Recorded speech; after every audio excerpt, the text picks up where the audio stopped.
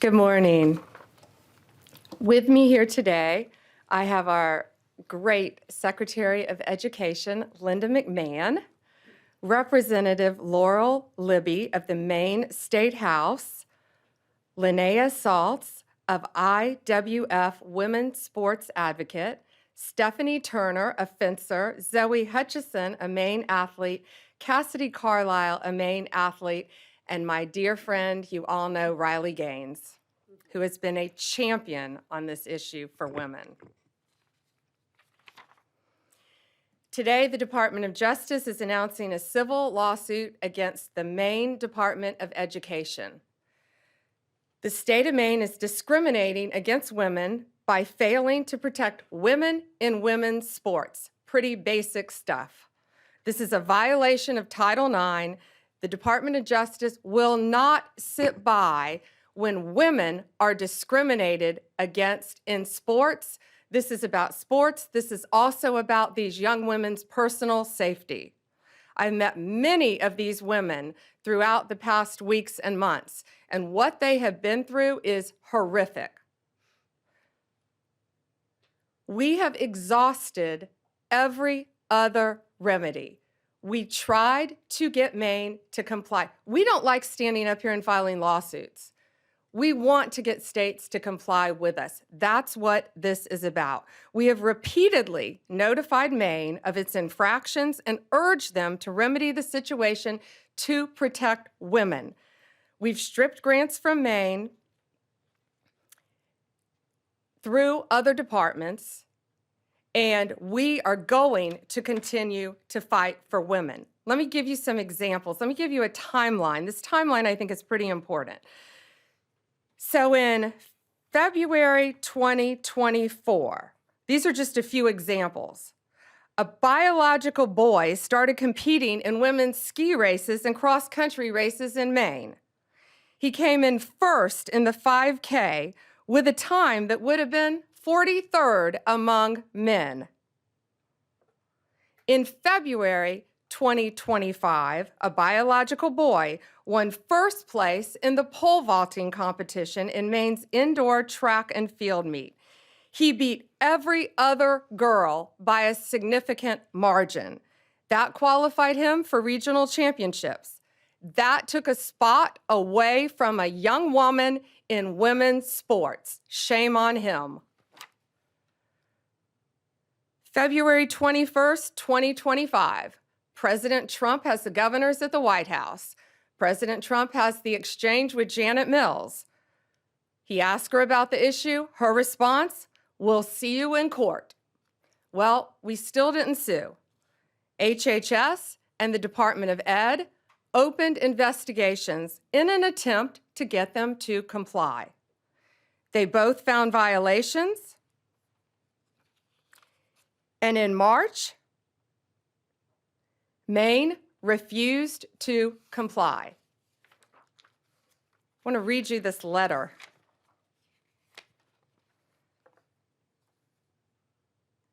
This is from the Maine Attorney General to the Department of Education. We will not sign the resolution agreement. We do not have revisions or a counterproposal. We agree we are at an impasse. Nothing in Title IX or its implementing regulations prohibits schools from allowing transgender girls and women to participate on girls' and women's sports teams. Well, they must not be reading the same Title IX that we're reading. We believe they are failing to protect women. And it's not only an issue in sports, it is a public safety issue. These boys are allowed to go in women's restrooms. They are allowed to go in the women's dressing rooms and get fully naked and change in biological boys and change clothes in front of these young women. Maine's leadership has refused to comply at every turn. So now we have no other choice. We are taking them to court. What we are seeking an injunction to get them to stop this, stop what they're doing. That's pretty simple. And we are seeking to have the titles returned to the young women who rightfully won these sports. And we are also considering whether to retroactively pull all the funding that they have received for not complying in the past. And I'm so proud of these brave young women standing behind me. I see and lots of parents in the front too, and I've met you. Thank you to the parents for supporting your daughters and telling them it's okay to fight back and stand up for what they believe in. Some of these young women have endured vicious injuries too as a result of boys playing in their sports. It's my honor now to introduce to you our Secretary of Education, Linda McMahon.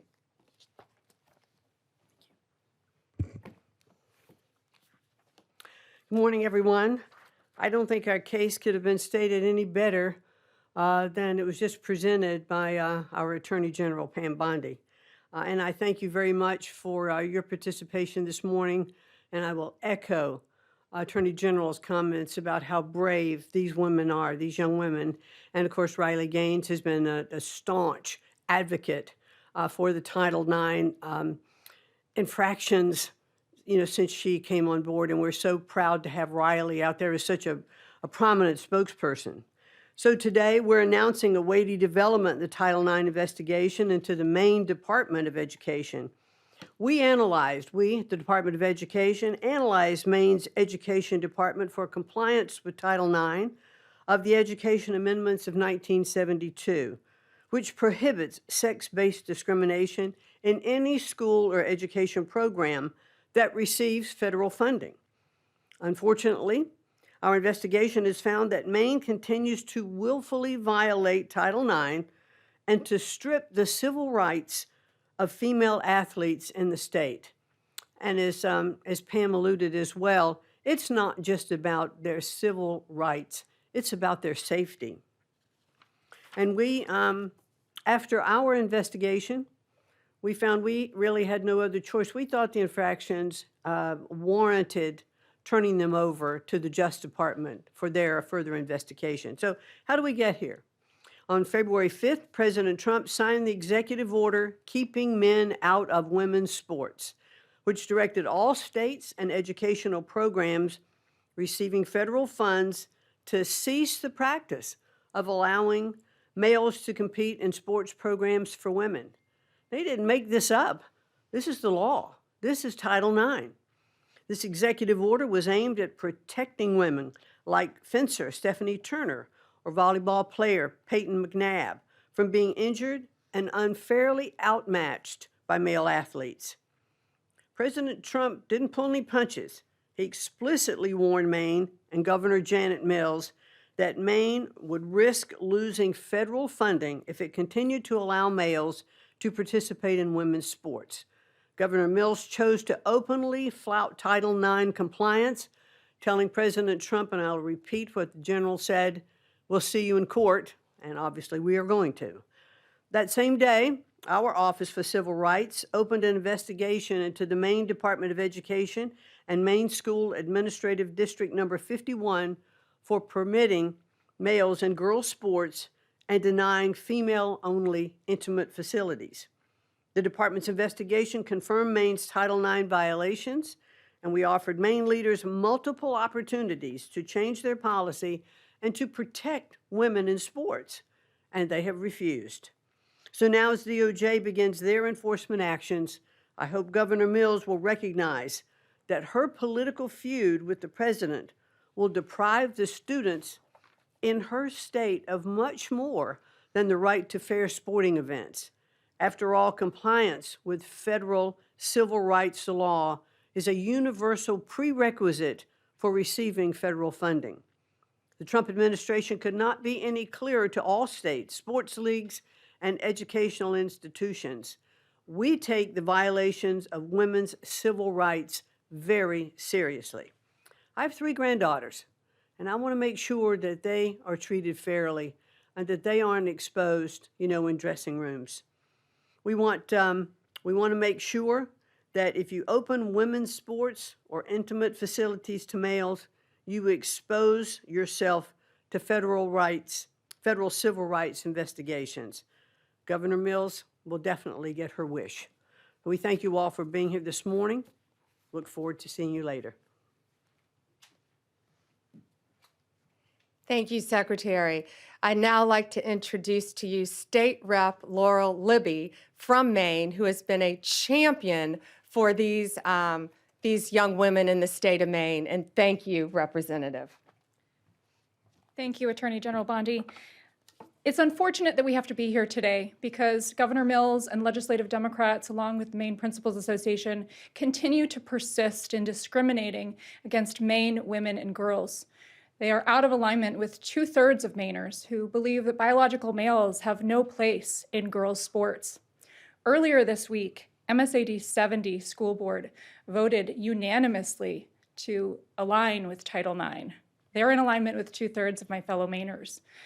And I would encourage other school boards throughout Maine, I would exhort you to speak up for Maine girls similarly and vote to align with Title IX. I thank you to the Trump administration and AG Bondi for taking action on behalf of our girls and helping to ensure a safe, fair, and level playing field in Maine. Thank you. You know, President Trump, before he was elected, this has been a huge issue for him. Pretty simple. Girls play in girls' sports, boys play in boys' sports. Men play in men's sports, women play in women's sports. And he got to know a great young woman during that time named Riley Gaines, and we are all so proud and honored to have her here with us. Riley has been a champion nationally for this issue. Riley, please join us. Thank you. Well, goodness gracious, it's an honor to be here, to stand beside, of course, Secretary McMahon, Attorney General Bondi, these amazingly brave athletes, Representative Libby. But truthfully, I'm frustrated. I'm frustrated that we have to be here, that we as women have to stand before you all on national television demanding equal opportunities, demanding privacy in areas of undressing, demanding safety in our sports. Amazing to me that we are still here fighting this fight, that the Democratic Party has really doubled down, tripled down, quadrupled down on their ridiculous stance, but that's exactly what they've done. Let me tell you what sports has done in my life. Of course, in terms of athletic achievement, I very proudly finished my career as a 12-time NCAA All-American, a 5-time SEC champion, actually the SEC record holder in the 200 butterfly, making me one of the fastest Americans of all time. A 2-time Olympic trial qualifier, SEC Scholar Athlete of the Year, SEC Community Service Leader of the Year. The list goes on, but again, just to really reiterate, it's a lifelong journey. It's how I met my husband. It's what gave me my lifelong friends. It taught me how to be a leader. It taught me how to set goals and work to achieve those goals. All things that, of course, I'm utilizing in my life now beyond sports, that leadership in Maine, Governor Mills, Democratic leadership really across the nation, that's what they're denying girls and women of. I'm sure you guys saw the clips and the visuals that surfaced following President Trump's executive order signing of this EO, barring men from participating in women's sports within any educational program that receives federal funding. And it was the most amazing thing to be there. And you have all of these young girls. I'm talking 5, 6, 7, 8 years old. They've got their jerseys on, their sports uniforms, their big bows in their hair that they wear on the soccer field. That visual means more to me than I could possibly put into words, and that is what is at stake here. That is who Governor Mills is fighting, not Donald Trump. It's those little girls, and I believe that's sick. It's regressive is what it is. They do this under the guise of progress, indicating we are moving in the positive forward direction.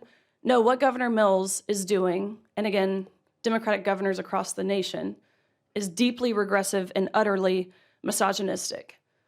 Over the past 3 years, I've had the opportunity to speak to countless girls in Maine and again across the country, countless parents, coaches who all virtually say the same thing. Why wouldn't anyone protect my athlete? Why wouldn't anyone protect my daughter? Why wouldn't anyone protect me? I've talked to girls who have lost roster spots, of course, podium finishes. I've talked to girls who have been exploited and simultaneously exposed to naked men in intimate areas of undressing. I've talked to girls who have been severely injured in their sports due to a male player on the opposing team. For crying out loud, we have a female representative from Maine, Laurel Libby, you just heard from her. She didn't tell you what happened to her. She lost her ability to vote and to speak on the House floor for defending girls and women, for posting about what was happening in Maine. No, this type of oppression didn't happen in Afghanistan. No, this type of censorship didn't happen in England. It happened right here in America under Democratic leadership. Again, this isn't progress. I would describe this as betrayal. Let this be a notice, these actions that we have seen put forward today by the Department of Justice, by the Department of Education, to all other states who are not willing to comply with federal law, that federal law being Title IX, which is very clear in how it was originally implemented, or at least it should be. We never knew we had to define this word sex until these both elected and unelected bureaucrats started to go through the back door and reinterpret this word to mean what they want it to mean. Originally implemented in 1972, it was only 37 words, very brief. Ultimately, of course, preventing sex-based discrimination. Let this be a notice. California, Minnesota, the likes thereof. If you do not comply with federal law, you do not get to reap the benefits of complying with federal law. Of course, one of those benefits being receiving federal funds. Women are protected and recognized under federal law, again, that law being Title IX. The U.S. government under President Trump, including the Department of Justice, including the Department of Education, will not stand by and ignore when the federally protected rights of women and girls are being violated. Again, that encounter between Governor Mills and President Trump went viral for really all of the right reasons. I think she thought she had this mic drop moment when she said, "I'll see you in court." Guess what? You will, because President Trump is a man of his promises. That was his campaign slogan. That's what we've seen delivered. Promises made, promises kept. This is another one. People, the American people, girls, women, boys, men, old, young, white, black, gay, straight, none of those identity factors matter. We want transparency. And we want accountability. Again, we voted overwhelmingly in favor of that on November 5th. And accountability is back in the White House. So I stand before you all today, and I thank you, again, Secretary McMahon, Attorney General Bondi. I thank you on behalf of course, myself, but I think more importantly, my younger sister, of all the women and girls who have dreams, like I did when I was young, to achieve, to succeed in my sport and beyond. So thank you. Riley, thank you. And Zoe would now like to say something. Tell us about your sport too, Zoe. So I compete in soccer and indoor track and outdoor track. And like was mentioned previously today, I had to watch at the Maine Class B State Indoor Track Championship as my close friend and my teammate and other female competitors lost the state championship to a biological male. And this was heartbreaking for me to have to watch. And Riley said that it's betrayal, and that's what it is. It is the job of our elected officials to protect our young female athletes, and they have failed to do that. We walk into sports expecting to have a level playing field, and to walk into the state championship to see a biological male there and to lose to a biological male, that's betrayal. And so I am extremely grateful to AG Bondi for standing up for us when our elected officials aren't doing that. And on behalf of the girl athletes in Maine, I just want to say thank you all, and I look forward to having a level playing field back after this fight. So thank you. And Cassidy wants to say a few words. My first experience was when I was 13 years old. I was going to change for gym, and I walked into the locker room and there was a biological male there. From that point on, my junior year, I competed in Nordic skiing and lost to a biological male numerous of times. I am fighting this fight for generations to come. And the fact that our governor can look the women of our state in the eyes and say, I'm not gonna fight for you, is heartbreaking, and it's betrayal, like Riley said. I just wanna thank all these women standing behind me and President Trump for fighting for us, because even though my own governor isn't fighting for me, I know there are people out there fighting for me. It takes a lot for these young women to be standing up here saying this too. And again, I'm looking at their amazing parents in the front row who have supported them, who I've gotten to know, who are protecting them every step of the way and telling them that they have a voice to stand up for themselves and future generations of young women to come and many athletes. Gates, should we take some questions? Yeah, absolutely. Questions? Mary Margaret, Daily Wire. Thank you, Attorney General Bondi. I wanted to ask if there's other states that you're focused on. Which ones are next for these types of abuses, including men and women's prisons? Well, first we're looking at, for this, we're looking at Minnesota, we're looking at California, we're looking at many, many states, but they are the top two that should be on notice because we've been communicating with them. And just like Maine, we're not going out there, we don't want to be suing people, we want them to comply with the law. And that's what we're doing. We have given them opportunity, Maine, an opportunity over and over again.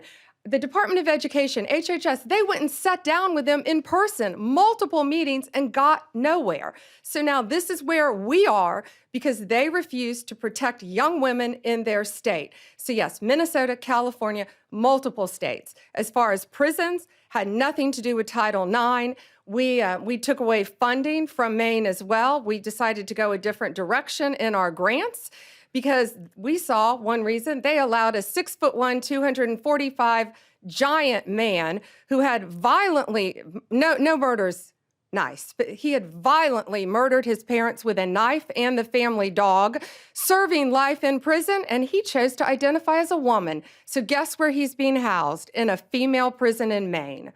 So therefore, my office, we don't want to give any more money to the Department of Corrections in Maine if that's how they're going to act. We're going a different direction in our funding.